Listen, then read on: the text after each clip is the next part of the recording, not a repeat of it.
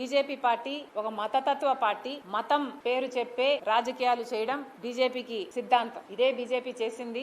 గోద్రా తర్వాత అయినా లేకపోతే మణిపూర్ లో అయినా ఏదైనా ఎక్కడ చూసుకున్నా కూడా మత కల్లోహాల కారణం బీజేపీ పార్టీ. బీజేపీ సిద్ధాంతమే మతం పేరు మీద జనాలను పోలరైజ్ చేయాలి తప్ప కులగణన చేస్తే కులాల కాన్సెప్ట్ ని ప్రోత్సహిస్తే ఫర్దర్ బ్రేక్ డౌన్ అయిపోయి పోలరైజేషన్ వీలు కాదు. కాబట్టి ఒక్క మతం పేరు మీదనే ప్రజలని పోలరైజ్ చేయాలి, అప్పుడే వాళ్ళ ఓటు బ్యాంకు సెక్యూర్డ్ గా ఉంటుంది అన్నది బీజేపీ సిద్ధాంతం. కాబట్టే కులగణనకి ఇంతవరకు ఒప్పుకోలేదు. ముఖ్యంగా బీసీల నుండి ఈ కులగణన జరగాలి అన్న డిమాండ్ పెరిగింది. కాబట్టి బీజేపీ పార్టీ కులగణన చేయకపోతే రాబోయే ఎన్నికల్లో స్టేట్ ఎలక్షన్స్ లో బీజేపీ పార్టీకి నష్టం జరుగుతుంది అని గ్రహించిన బీజేపీ పార్టీ ఈరోజు కులగణనకి ఒప్పుకుంది. కేవలం ఒత్తిడి వల్ల, కేవలం రాజకీయ అవసరానికి, ఇష్టంగా కాదు. అయినా కూడా ఇది కాంగ్రెస్ పార్టీ చేసిన పోరాటం.